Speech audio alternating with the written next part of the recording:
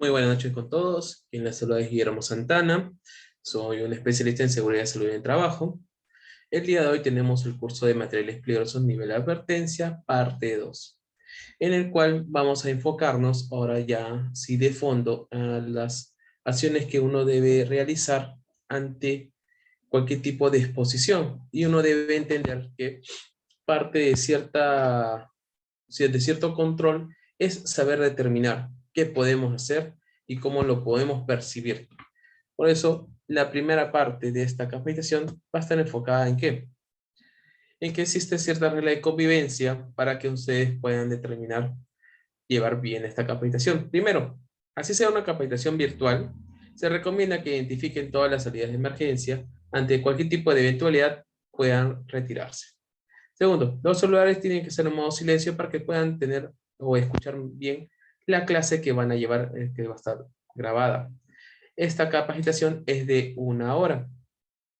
Lo ideal es que puedan participar activamente en referencia en que si tienen dudas o preguntas acerca del desarrollo de la presentación, lo pueden hacer a través del foro, en el cual ya me encargaré de responderles en su debido tiempo.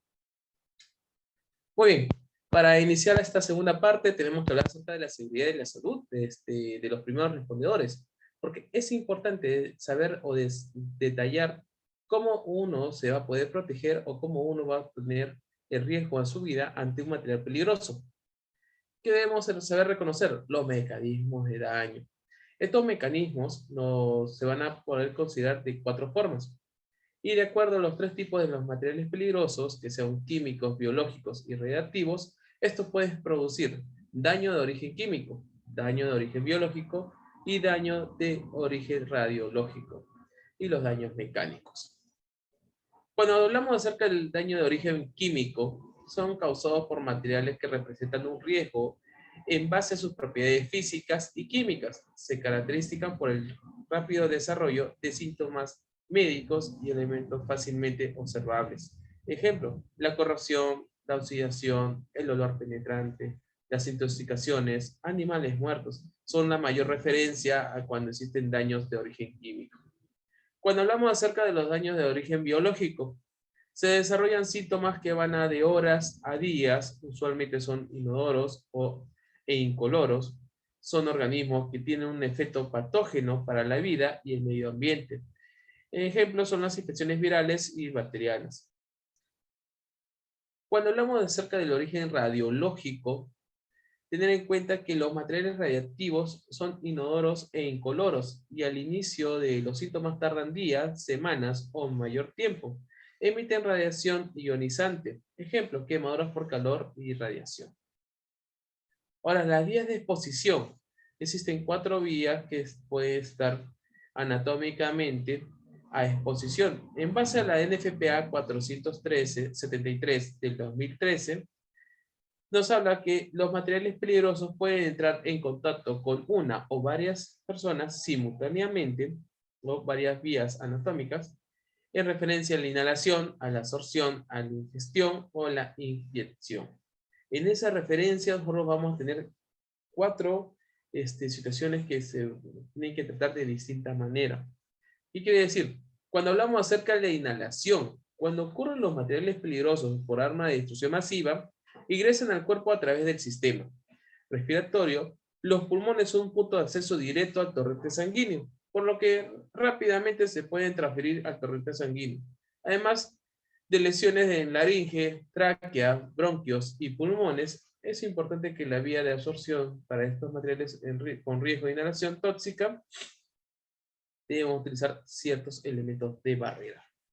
Ahora, cuando hablamos de la absorción, hablamos que un proceso mediante el cual un material peligroso por arma de destrucción masiva viaje a través de los tejidos del cuerpo hasta alcanzar el torrente sanguíneo.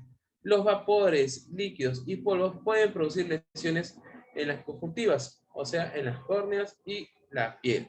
Tener en cuenta, cuando hablamos de absorción, eso quiere decir que para llegar al torrente sanguíneo tiene que pasar la dermis, la epidermis, los tejidos subcutáneos y recién poder llegar a los vasos sanguíneos, o sea, a nuestro torrente sanguíneo.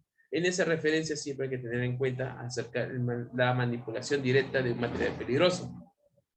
Cuando hablamos acerca de la inyección, es un proceso en el cual un material peligroso o de arma arma de destrucción masiva ingresa al organismo a través de punciones, incluso a través de heridas abiertas o abrasiones. Y la descontaminación es un proceso químico o físico utilizado para reducir la contaminación y prevenir su diseminación a personas, animales, ambiente o equipo involucrado en un incidente con material peligroso por arma de destrucción masiva. En base a la NFPA 472-2013. Se realiza en dos fases. La descontaminación inicial o primaria, también llamada la descontaminación gruesa, es un proceso por el cual los contaminantes sobre una superficie son removidas parcialmente. Cuando hablamos de la descontaminación secundaria, es un proceso por el cual son removidos de una superficie los contaminantes residuales, o sea, ya más detallada. Y para esto tenemos que tener cierta consideración. Existen niveles de protección. O sea, como ustedes saben, no podemos atender por atender un material peligroso.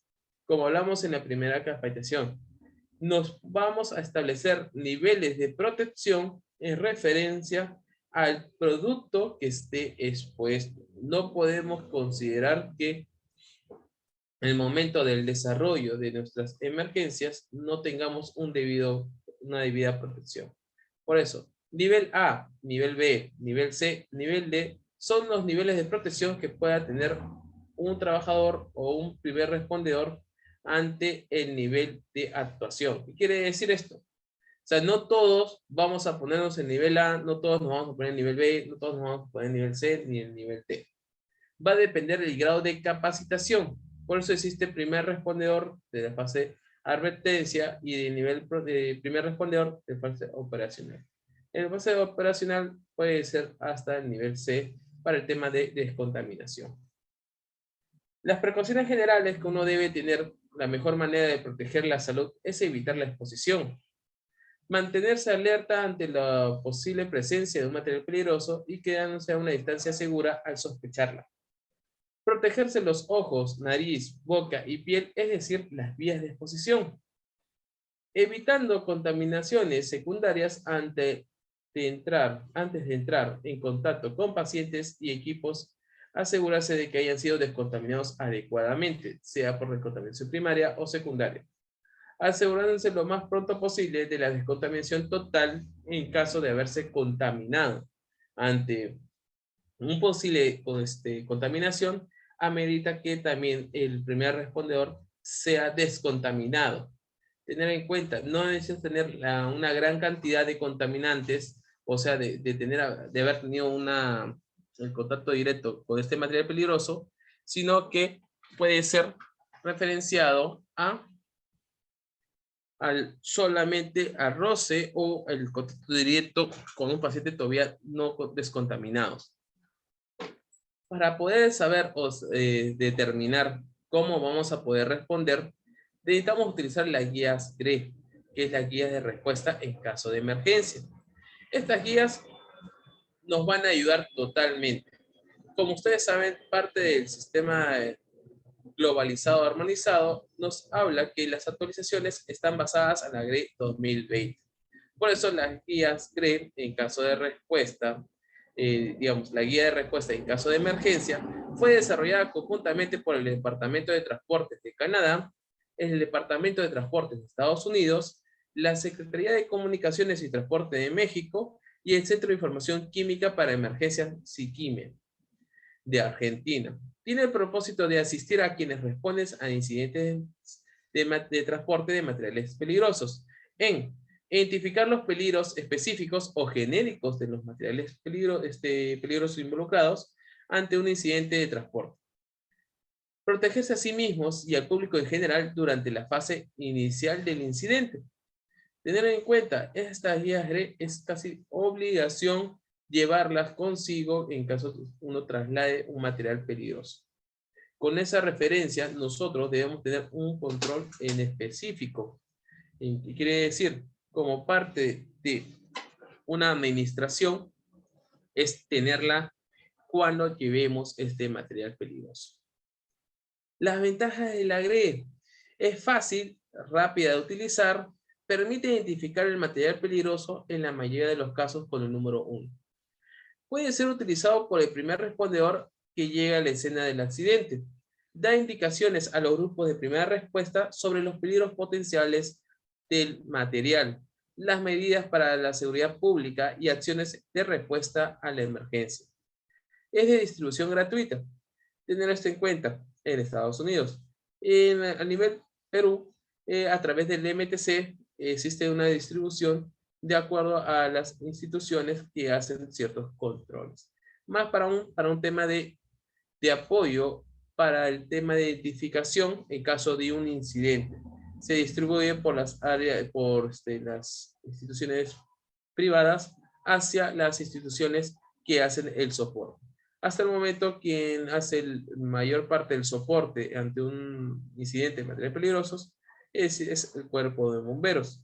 Pero también existen ciertas instituciones privadas que también realizan tal función, ya de una manera mucho más profesional, con mayores equipos que se pueda requerir ante la institución que es voluntaria. Ahora, las desventajas de la guía GRE solamente cubre la fase inicial de respuesta al incidente. No describe las propiedades físicas y químicas de los materiales. No sustituye la información detallada en los documentos de embarque, transporte o MCDS, aunque puedes complementarlas. Su aplicación a incidentes e instalaciones fijas puede ser limitada y no puede ser utilizado para elaborar documentos de seguridad para químicos específicos. ¿Eso qué quiere decir? En otras palabras, si tenemos una SDS, o sea, una hoja de seguridad, esa hoja de seguridad va a tener un poquito más de mayor información de acerca de ese producto químico, pero la guía GRE te va a poder determinar el área de que vas a poder asegurar tu área inicial de seguridad y también vas a poder determinar el área de protección. Quizás en la SDS no lo va a determinar como tal, de tal manera, pero lo vas a complementar con la guía GRE. Ahora, cuando hablamos acerca de las páginas amarillas, o sea, nuestra guía GRE tiene 4 colores. Páginas blancas, páginas amarillas, páginas azules, páginas verdes. Y las páginas naranjas. Las páginas amarillas son la lista de los materiales peligrosos en orden numérico, según su número de identificación. O sea, acerca de la lista muestran los 4 dígitos del número de identificación del producto, seguido por el número de guía de emergencias asignada y al nombre del material. Tener en cuenta el número de identificación, el número de guía y el nombre del material. Así que la NIP, que es el número de identificación, que es el número ONU que han podido determinar, nos va a dar el número de la guía exacta, acerca de la guía naranja, para poder determinar sus niveles de protección o niveles de seguridad, y nos va a poder determinar el nivel de protección en la guía verde. Por un ejemplo, si nos hablan su código de identificación, su número de identificación 2601, el número de la guía va a ser el 115. Y el nombre del material sería ciclobutano. Otra referencia sería si en que podamos encontrar un producto químico que digamos solamente no sabemos el nombre, pero sí vemos el número 1. Ahí vamos a poder identificarlo, nos guiamos. Un ejemplo, 1090. Nos basamos a nuestra guía GRE, buscamos en la página amarilla, vemos en 1090, identificamos el número de guía y el nombre del material, acetona. Y en esa referencia uno va a poder determinar el nivel de peligrosidad que podamos tener ante tal producto o material peligroso. Ahora, en referencia de las páginas azules, eso es en cuanto no se tenga el número de identificación. ¿Eso qué quiere decir? Que pueda estar el nombre del producto químico, solamente el nombre. Así que las páginas azules es la lista de los materiales peligrosos en orden alfabético según su nombre. La lista muestra el nombre del material seguido por la guía de emergencia asignada y su número de identificación de 4 dígitos. Así que un ejemplo sería, vemos una caja que diga bromuro de etilo, nos basamos en nuestra guía GRE, vamos a encontrar su número de guía, que va a ser la 131, y al final su número de identificación. ¿Por qué sería importante? Porque al final, si es que en el número de guía nos sale que tiene un color verde, nos resalta que existe el SAI y el SAP de este producto químico, en el que nos van a determinar la zona inicial de acción y la zona de protección. Así que otro ejemplo sería el ácido sulfúrico. Su número de guía sería el 137 y su número de identificación sería el 1830. Ahora, las páginas naranjas. Aquí se enuncian todas las recomendaciones de seguridad y está compuesto por 62 guías de emergencia, presentadas en un formato de 2 páginas. Cada guía recomienda procedimientos de seguridad y de respuesta a emergencias. Para proteger al personal de respuesta y al público, cada guía está diseñada para cubrir un grupo de materiales que posean características químicas y psicológicas similares. El título de la guía identifica los peligros generales de los materiales peligrosos. Guía 124, gases tóxicos y o corrosivos oxidantes. Y así, como ustedes se dan cuenta, cómo se van enlazando, las páginas amarillas y las páginas azules siempre te van a dar como referencia el número de guía. Y ese número de guía es netamente la seguridad. Ahora, en esta seguridad, en estas páginas naranjas, va a haber ciertos productos químicos que tienen van a estar subrayados de color verde. Esos van a dar en referencia a las áreas que se deben proteger o las áreas de actuación inicial. Por eso, ¿qué nos dice? Que en las páginas naranjas van a ver lo que son los peligros potenciales, la seguridad pública y la respuesta de emergencia. Cuando hablamos de los peligros potenciales, va a dar una muestra de los peligros en términos de incendio o explosión y los efectos sobre la salud luego de una explosión, de una exposición, disculpen. El peligro potencial primario se enumera primero. Consulte siempre esta sección primero para ayudarlo a tomar sobre cómo proteger al equipo de respuesta y a la población circundante. Cuando nos habla acerca de la seguridad pública, nos proporciona información general sobre las medidas de precaución iniciales que deben adoptar los primeros en escena. Proporciona orientación general sobre los requisitos para la ropa protectora y la protección respiratoria, que es muy importante. Acuérdense muy bien que no, si nosotros lo logramos oler, eso quiere decir que ya nos contaminamos y no vamos a poder hacer ningún trabajo en mención.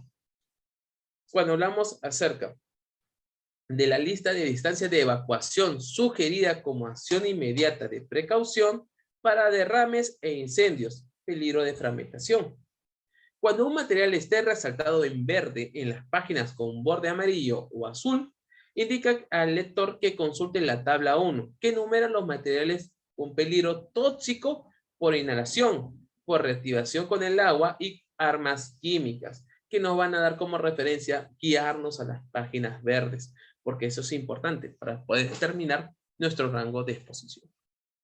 La respuesta de emergencia describe las precauciones especiales para incidentes que involucren fuego, derrame, fuga o exposición a sustancias químicas.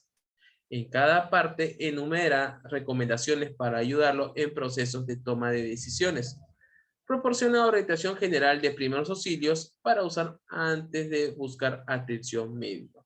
O sea, si ustedes se dan cuenta, las páginas naranjas nos dan bastante información muy importante para el desarrollo de nosotros. Tanto las páginas azules como amarillas solamente nos van a dar la referencia exacta del producto, nada más. Porque lo vamos a poder identificar o por su número de identificación o por el nombre. Pero al final las dos van a tener el mismo concepto de darnos el número de guía. Y eso con el número de guía vamos a determinar si aplica o no aplica lo que es o lo que viene a ser, si vamos a poder encontrar que esté en la tabla 1, donde nos van a poder identificar las zonas de acción inmediata como las zonas de protección. Bajo esos conceptos, uno vamos a poder determinar. Y digamos, si busco un código de identificación en la tabla 1 y no me he percatado si es que está resaltado en verde, ¿lo voy a poder encontrar? No, no lo vas a poder encontrar, porque mientras que no esté resaltado en verde, eso quiere decir que no va a estar en la tabla 1. Así que con esas referencias siempre ustedes tienen que darse cuenta para no perder mucho tiempo. sino enfocarse en las acciones que solamente nos dan las páginas naranjas. Ahora, en las páginas verdes tiene 3 tablas. Primero, la distancia de alejamiento inicial y de acción protectora. Enumera por orden según el número de identificación, materiales con peligro tóxico por inhalación, materiales reactivos con el agua que producen gases tóxicos al contacto con el agua, y ciertas armas químicas. Estos materiales están resaltados en verde en las páginas con borde amarillo y azul para que puedas identificarlos fácilmente. La tabla 1 proporciona 2 tipos de distancia de seguridad recomendada. Distancia de aislamiento inicial y distancia de acción protectora para derrames pequeños y derrames grandes. ¿Cuándo consideramos derrames pequeños? De acuerdo a una estandarización, se dice que si es por debajo de los 208 litros, se considera un derrame pequeño. Teniendo en cuenta, si lo convertimos a galones, sería 55 galones americanos. Si hablamos de derrames grandes, tiene que superar los 208 litros, o sea, por encima de los 55 galones. Bajo esa referencia o bajo esa perspectiva, nos va a dar un indicativo de cómo nosotros podemos protegernos ante esta eventualidad. ¿Qué quiere decir? Que nos va a dar toda la información de los perímetros que vamos a establecer para poder desarrollarnos como intervención al incidente, y también nos va a decir el área que debemos proteger con una posible expansión. Así que ahí vemos. La zona de aislamiento inicial define un área alrededor del incidente, en el cual la población puede estar expuesta a concentraciones peligrosas en dirección contraria al viento, es decir, a barlovento. Y pone en peligro la vida en la dirección hacia la cual sopla el viento, es decir, sotavento. Así que si ustedes nos enfocamos en la imagen, vamos a podernos darnos cuenta de que el punto negro viene a ser la zona del incidente. Bajo esa consideración, esta zona del incidente va a estar relacionada ¿a qué? A el área en su entorno, es el área que uno va a poder establecer como medida de trabajo. O sea, ese viene a ser la zona de aislamiento inicial, viene a ser nuestra medida de trabajo, o sea, nuestra área. Nosotros como primer respondedor no vamos a poder determinar exactamente, digamos, por así decirlo, qué más hacer o cómo más distribuir estas áreas. Solamente bajo concepto general vamos a poder determinar mediante nuestra guía GRE el área que pueda, digamos, la unidad que venga especializada, sus técnicos en materiales peligrosos, van a poder determinar esa área, cómo lo van a dividir para su área de trabajo. Pero mientras tanto, nosotros no tenemos mayor intervención. ¿Por qué? Porque como somos solamente los que vamos a hacer la primera identificación para dar el concepto hacia la institución que va a venir a hacer el trabajo directo de controlar, mitigar y todo lo demás, por ende, nosotros solamente vamos a determinar esa área. Ahora, es importante saber el área del derrame y a qué área hay que proteger. Y esto, como le dije antes, la guía GRE nos va a determinar. Nosotros solamente vamos a ver la cantidad del producto que se haya podido derramar. Por así de simple, vamos a considerar que un contenedor están trasladando paletas de cilindros de 25 galones. Vamos a ponerlo así. De 25 galones son cilindros medianos,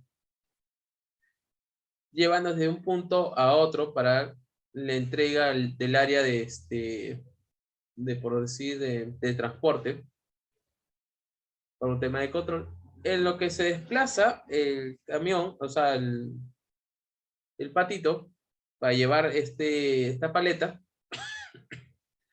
se cae o hace un mal movimiento y esa parihuela se cae. Estos 2 cilindros o 4 cilindros que pueden estar en esta parihuela se golpean y existe la posibilidad de que 2 se abran. sea, si estamos considerando que son cilindros de 25 galones, se han abierto en su totalidad, vamos a tener que sospechar que 50 galones en total se están esparciendo. Por ende, hasta el momento que uno detecta el incidente, va a tener que proyectarse cuánta área más va a ser afectada. Y como dije en la primera capacitación, también va a ser importante hacia dónde esté soplando el viento.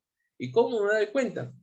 Porque de acuerdo al producto que esté trasladándose, si es totalmente venenoso, el área que se esté derramando, puede que las personas se estén afectando de cierta manera y comiencen a reflejarse mediante estornudos, mediante tos o mediante problemas respiratorios.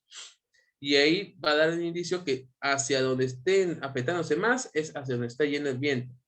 Puede ser un ambiente cerrado, puede ser un ambiente abierto, es más crítico si es un ambiente abierto, si es un ambiente totalmente libre, donde el tránsito del viento es mucho más fácil de llevar estos gases generados del producto del derrame. Ten en cuenta que muchos productos químicos o materiales peligrosos, ante la exposición, o sea, en un estado natural, tienen la facilidad de generar mayor gases. Y por ende, ¿qué debemos hacer? Hacer las medidas más adecuadas y protegernos siempre. ¿En qué sentido? Que la visión que uno pueda tener es mediante los controles básicos que podemos tener. Si no tenemos mayores implementos para poder hacer una acción de mejor control, nos tenemos que limitar a cierta distancia y lo primero que debemos hacer es focalizarnos. Se ha derramado el producto, hay personas expuestas, debemos evacuar la zona y debemos aislar, o sea, en otras palabras, no permitir que nadie más se afecte. Y de los que se han afectado y puedan movilizarlos, llevarlos a un punto más adecuado para que tengan un tratamiento adecuado médico. Y eso que va a importar bastante lo que es el área de acción protectora, más conocida como SAP. Dentro de su guía GRE, ustedes van a poder encontrar SAP y SAP para pequeñas derrames y para grandes derrames. Y siempre va a determinar, y eso va a estar vinculado bastante, el tema del horario. O sea, si es de día o si es de noche. Sigamos hablando del área de SAP. Define un área de incidente en dirección del viento, el cual la población se puede ver incapacitada o inhabilitada para tomar acción de protección y o sufrir graves e irreversibles efectos en la salud. La tabla 1 proporciona los lineamientos para derrames pequeños o grandes que puedan ocurrir de día o de noche, como justamente le estaba mencionando. Miren, ustedes se dan cuenta, el gráfico que teníamos anteriormente, punto inicial del derrame, distancia de aislamiento inicial, zona de aislamiento inicial. La distancia es desde el punto de derrame hasta el área que debes contemplar de acuerdo a la guía GRE. Y la zona de aislamiento inicial es todo el área periférica que uno está protegiendo. Ahora, teniendo esto determinado, nos vamos a dar cuenta que va a existir una zona de acción protectora, que es media de la distancia en dirección del viento y media distancia en dirección del viento. O sea, en otras palabras, es hacia dónde debemos proteger.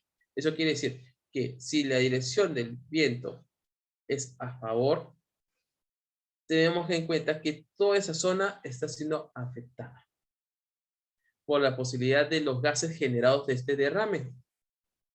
O sea, nuestro equipo se va a ubicar en contra del viento porque va a sentir el viento a través de la nuca y va a decir que esa área va a ser más tranquilo para poder controlar. Ahora, esa área que nosotros debemos proteger y evitar que la población se acerque a esa distancia es importante. Por eso que cuando nosotros determinamos este derrame, nos basamos a la guía GRE, bien prácticos y bien sencillos, porque de esa forma vamos a poder determinar cómo se va a poder trabajar. Más bien, al mismo tiempo, vamos a poder indicar a los equipos de emergencia que van a estar llegando por dónde no deben ingresar. bajo ese concepto, nosotros vamos a poder dar los primeros avisos o los primeros manejos como debe de ser.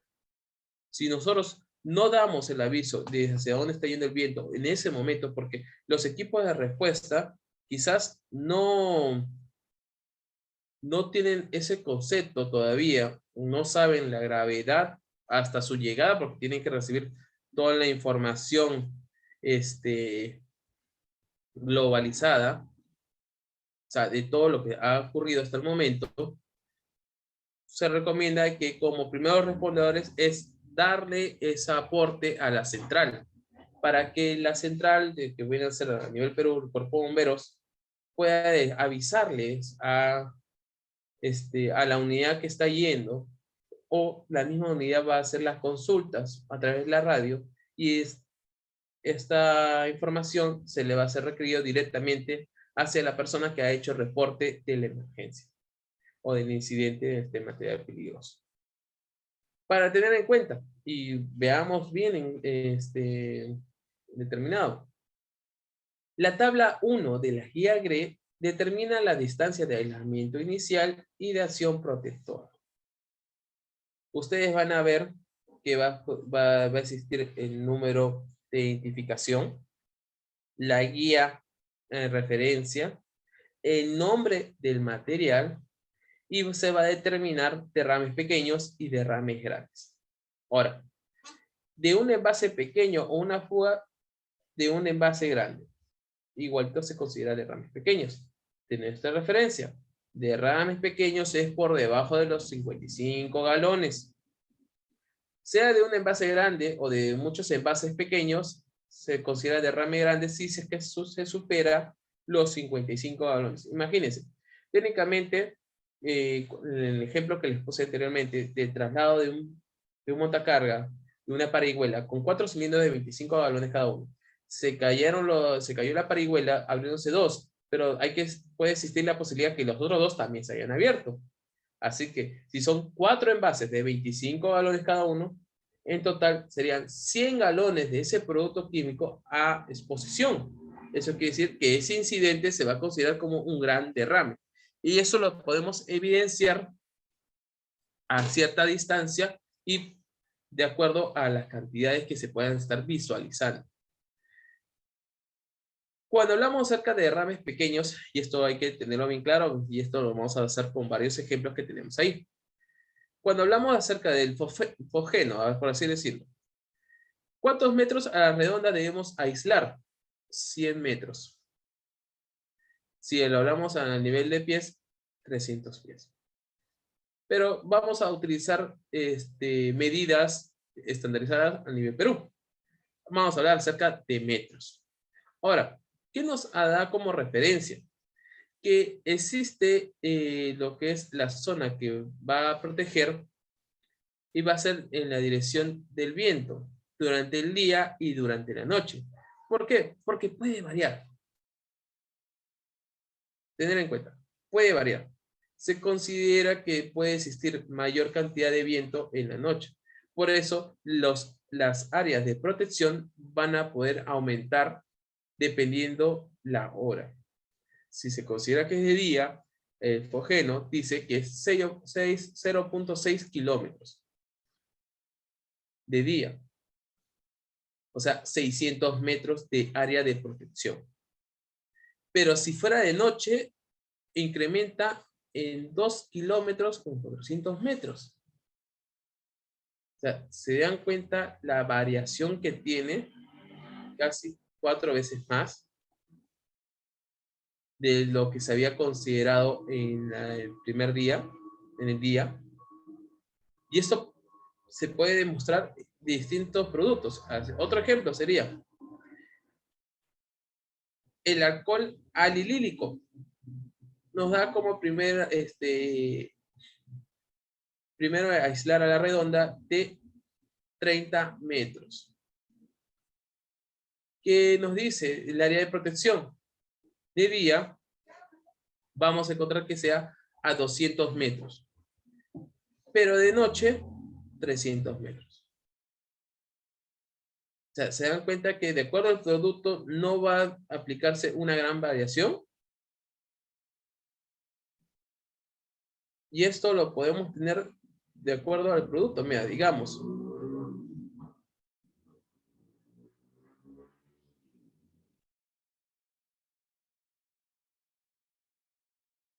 si nosotros podamos ver cada producto químico, vamos a ver que existen ciertos productos que se van a mantener de la misma manera. Miren el ejemplo, el gas refrigerante. Nos dice que lo primero que debemos aislar es, cuando es un derrame pequeño, 30 metros. Y luego debemos proteger a 100 metros. De día o de noche, igualito, 100 metros.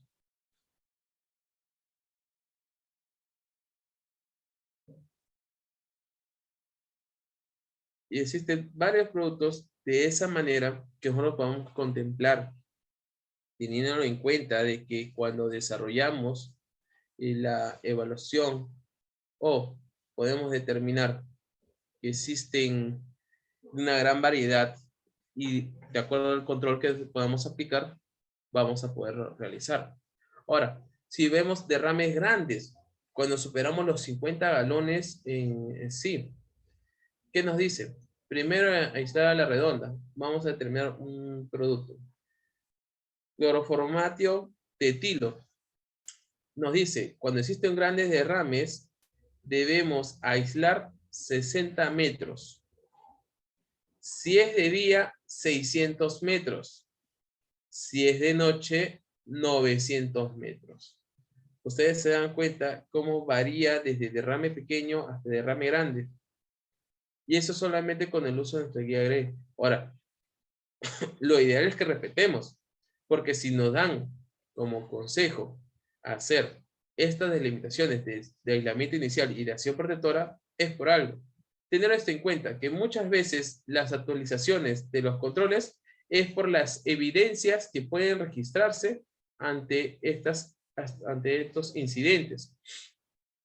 ¿Cuándo varía un control? Cuando un incidente ha sido lo más semejante posible y se ha visto que el área determinada no ha sido adecuada, se hace una nueva propuesta y en la nueva modificación o actualización de la guía ARE se ve de mejorar ese control. Así sucede en la mayor parte de las normativas.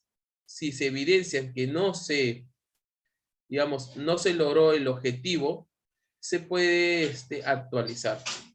Y no consideremos que se evidenció un error. No, consideremos que ha habido problemas en la evaluación en determinado momento. Pero que se puede mejorar, sí, no hay ningún problema. Siempre se va a poder mejorar. En el objetivo de que puede que tengamos que replantear la evaluación. Otro punto sería, digamos, otro producto.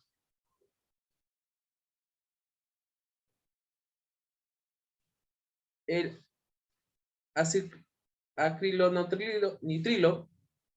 acrilonitrilo estabilizado nos dice, cuando existe un gran derrame, puede, nuestra zona de aislamiento inicial a la redonda tiene que ser técnicamente de 100 metros.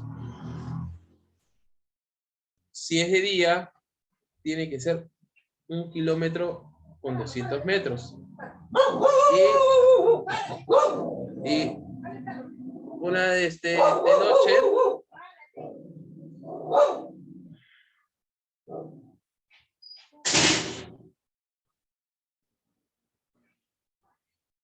muy bien. Así que ustedes se van a dar cuenta de que existen derrames pequeñas, derrames grandes, los controles se aplican de distinta manera y nuestro objetivo es principalmente poder generar una medida de control adecuada. Ahora, tener en cuenta que las páginas verdes, o sea, tienen más tablas. Tienen la tabla número 2, que es materiales reactivos con el agua que producen gases tóxicos. Y está enumerado por su orden de identificación, por su número de identificación, los materiales que producen grandes cantidades de gases con peligro tóxico por inhalación cuando se derraman en el agua. Los gases producidos por estos deben estar indicados en la tabla número 2. Son únicamente para su información. Estos gases ya fueron tenidos en consideración en las distancias de la tabla número 1.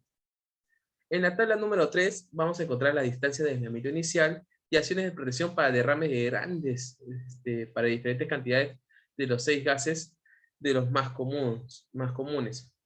Estos productos para enumerar los siguientes 6 materiales más comunes son, digamos, código 1005, amonio anhidro, el 1017, que es cloro, el 1040, que es óxido de etileno, y el 1040, que es también óxido de etileno con nitrógeno.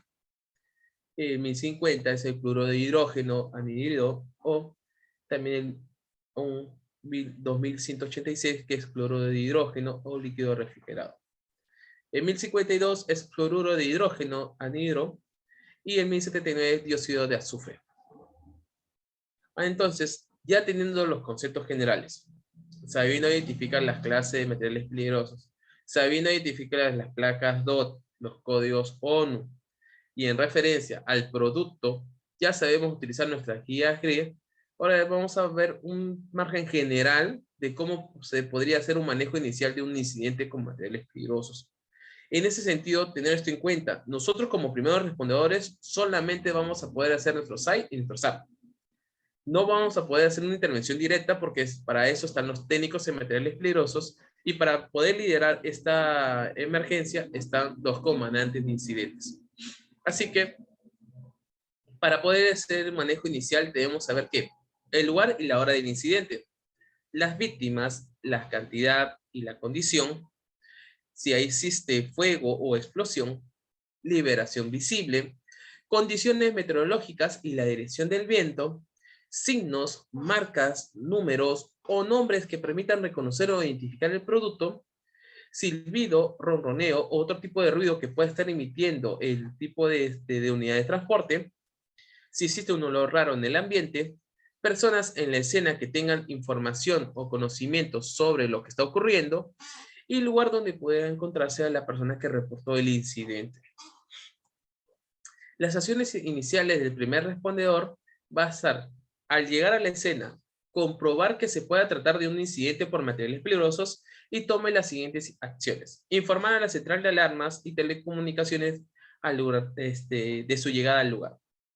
Asumir el mando y establecer un puesto comando referente a la necesidad, de acuerdo también a la cantidad de personas que pueda tener a su mando. Evaluar la situación. Establecer un perímetro de seguridad mediante uso de la guía GREP. Establecer sus objetivos. Determinar las estrategias y tácticas necesarias para lograr hacer una contención mientras va llegando el equipo especializado. Y determinar la necesidad de recursos y posibles instalaciones adicionales. Preparar la información y en caso sea necesario, transferir el mando ni bien llegue la unidad especializada. Tener en cuenta, quizás por esto va más relacionado a una respuesta de un equipo semi-especializado que viene a ser el cuerpo de bomberos hasta que llegue la unidad especializada. Depende del grado también de responsabilidad. Puede ser que la institución que pueda reportar la emergencia va a tener un cierto manejo hasta la llegada de la siguiente institución, que viene a ser el cuerpo de bomberos. Y eso, lo ideal es que todos manejemos la misma línea de trabajo para poder transferir esta información. Evaluar la situación. Primero, lo que al reportar la central de alarmas y telecomunicaciones, de inmediato hay que solicitar el envío de la unidad especializada. Como ustedes saben, si sea una empresa y no tienen una unidad especializada para atender este tipo de materiales peligrosos, se debe solicitar una. ¿Y a quién? Al cuerpo de bomberos. Aproximarse, si es seguro, hay que hacerlo. Si no, a cierta distancia podemos ir determinando. Siempre ubicar el favor del viento. Con el viento soplando a su espalda, ustedes van a determinar que en todo momento van a estar protegidos de cierta manera, no al 100%, obviamente. Estacionar su vehículo en posición de salida, siempre apuntando hacia la vía de escape. En caso cambie súbitamente el viento y todos los gases van a tener la probabilidad de ir hacia ustedes, lo primero que hacer es subir a su unidad y salir de ese lugar, porque de una u otra manera van a salir afectados. Siempre determinar las rutas de salida del área en caso de una emergencia y comunicarlas a todos. Identificar y reconocer los materiales peligrosos que puedan estar exhibidos o puedan haber generado lo que es la pérdida. Sí. Establecer un perímetro de seguridad. Para eso debemos saber utilizar nuestras guías GRE, donde vamos a poder determinar la zona de aislamiento inicial, evitando la circulación. Establecer las acciones de protección enunciadas en la guía GRE y vigilar la escena del incidente hasta la llegada del equipo especializado. Registrar todos los datos que sean posibles posible reunir. Recuerden, una distancia inicial de precaución de espalda al viento no debe ser menor de 100 metros para derrames químicos y 300 metros para explosivos. Eso es como una referencia que nosotros podemos mantener enfocado a qué? A que puedan, por así decirlo, lo podamos ir manejando hasta que podamos determinar adecuadamente cómo se debe manejar. Ahora, como toda institución, podemos establecer un puesto comando. Para esto hay que saber bien las funciones básicas de un sistema de comando de incidentes. El establecimiento del sistema de comando de incidentes garantiza la óptima utilización de todos los recursos, salvaguardando la seguridad del personal y puede aplicarse tanto a los incidentes como cualquier sea su tipo o dimensión. En el nivel de advertencia solamente se desarrollan las funciones del comando y de seguridad. Tener en cuenta, no se van a desarrollar todas al 100%.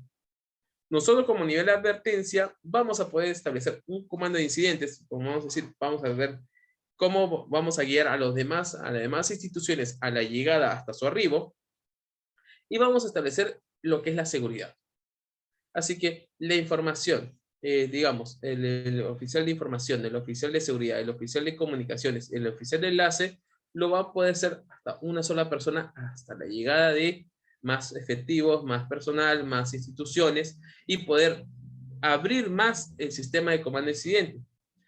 Quiere decir, vamos a tener un área de operaciones, un área de planificación, un área de logística, un área de finanzas, dependiendo el tipo de incidente. Así que como primera institución, nosotros vamos a estar focalizados a qué? A poder ayudar o proporcionar la información necesaria. Y eso sí lo vamos a tener en cuenta para el desarrollo de estos incidentes con materiales peligrosos. Cualquier desastre que ustedes puedan considerar que esté involucrado en un material peligroso es un incidente. Eso lo tenganlo claro. Así que nosotros debemos establecer este sistema de comandos. Solamente con el comandante incidente y con el oficial de seguridad van a poder realizar varias acciones importantes. Ahora, las zonas de trabajo, la delimitación de estas zonas, no es función del nivel de advertencia. Como les expliqué en un inicio, solamente vamos a determinar el área del derrame, ni siquiera vamos a codificarlo en sí, pero sí vamos a decir el área de derrame y el área que vamos a hacer el aislamiento inicial, la distancia y la zona de acción protectora, hacia dónde va a salir afectado y debemos proteger que la gente no esté en ese lugar. Así que, ¿quién es la persona que va a hacer la delimitación de las áreas en específico? Va a hacerlo de nivel técnico. Técnico superior. El primer respondedor debe conocerlas para vigilar que se respeten mientras se desarrollen sus tareas de apoyo. Así que solamente los primeros respondedores van a ya actuar como apoyo a los técnicos en lo que sea necesario. El técnico va a identificar que en la zona de aislamiento va a haber ciertas funciones por cada zona. La zona va a determinar zona caliente, donde está la emergencia, la zona tibia, donde vamos a poder hacer, digamos, un cierto control, y la zona fría. Tener en cuenta, la zona fría es el área donde vamos a tener nuestro perímetro de seguridad en sí. ¿Qué quiere decir? En el entorno de la zona fría existe un perímetro de seguridad que no puede permitir que existan curiosos o información pública, o hasta nuestra área de zona de recursos. En la zona que vamos a poder determinar el puesto comando va a ser a favor del viento. O sea, ¿qué quiere decir? Que el área de la zona de protectora no puede establecer nuestro puesto comando, no se puede colocar nuestros recursos, nada de eso. Siempre en referencia que toda nuestra área de trabajo va a ser en la zona fría, más para las operaciones defensivas. Solamente se establece una ruta de ingreso, una ruta de descontaminación y una salida de emergencia. Todo siempre a favor del viento. Solamente en esas consideraciones. Tener en cuenta, los técnicos son los que hacen el trabajo de contención, de mitigación y de limpieza del lugar. Hasta que no exista, mientras que siga existiendo un material peligroso, solamente los técnicos van a hacer el trabajo de control y mitigación.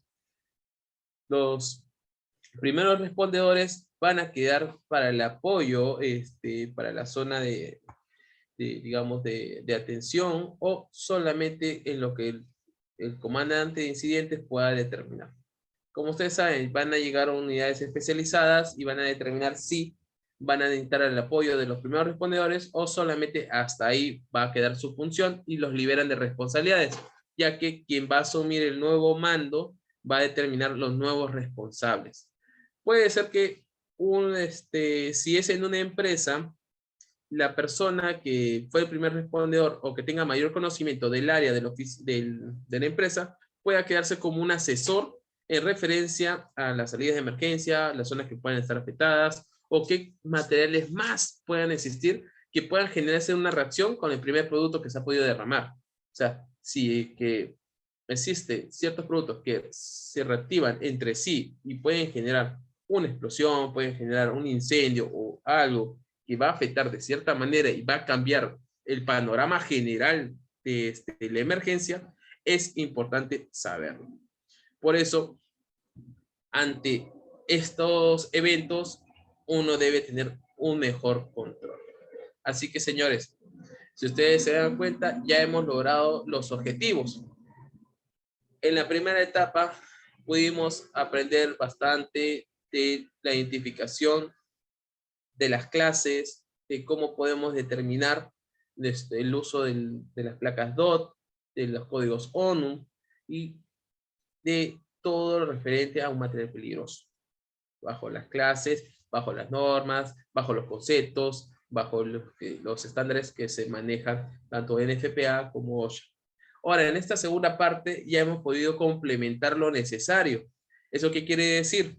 Hemos podido ver cómo una persona puede determinar un área de seguridad en referente al producto que se ha podido derramar o que uno puede estar expuesto. Ya sabemos de que el objetivo de esta capacitación como primer respondedor solamente va a ser identificar y delimitar. Nada más. No vamos a poder hacer más acciones porque no es el enfoque en sí. Así que en esa consideración nosotros debemos de trabajar y de saber manejar bastante nuestra guía aérea. O sea, como ejercicio es que ustedes mismos, cuando estén en sus tiempos libres, una persona agarre la guía aérea y otra persona que les lance un código de identificación y esa persona lo busque lo más rápido posible. De esa manera van a mejorar las destrezas y cuando identifiquen ese producto, coloquen el nombre y de frente vayan a sus guías naranjas, determinen sus medidas de seguridad y si esta guía, si este producto tenga que esté subrayado en verde, vayan a la tabla 1 y determinen su SAI, su SAP, para que se vayan, digamos, adaptando al uso. Y esos son los ejercicios básicos que uno puede realizar. O sea, identificarlos lo más rápido posible y así poco a poco, acuérdense que el ser humano es mecánico. O sea, mediante la práctica va a desarrollar destrezas. Y la destreza que uno puede desarrollar es al uso de la guía GRE. Y de esa forma ustedes van a poder lograr ese objetivo. Y así que nos podamos concentrar, nos podamos desarrollar adecuadamente y todo va a depender de ustedes mismos, no de alguien más. Porque, acuérdense, al final, cuando suceda un incidente de materiales peligrosos, sería bueno que ustedes tengan la habilidad para determinar qué producto es. Ah, ya, esto. Tengo que irme. Tengo que ponerme en buen recaudo. Tengo que identificar lo que es el viento. ¿Hacia dónde me va a afectar? ¿Estoy en buen lugar? No estoy en buen lugar. Ah, si estoy en buen lugar, muy bien. Voy avisando. Y así voy estableciendo mi puesto de comando. Voy haciendo. Y eso es mediante la práctica. Si no practicamos, no manejamos mejor los conceptos, va a haber problemas. Así que, señores, la mejor recomendación que si tienen dudas, llamen, consulten, busquen los especialistas que puedan tener un mejor concepto del manejo de materiales peligrosos. Ahora, ¿alguna pregunta? ¿Alguna duda? Sería bueno que si tienen dudas puedan realizarlo a través del foro y yo gustoso les voy a responder sin ningún inconveniente.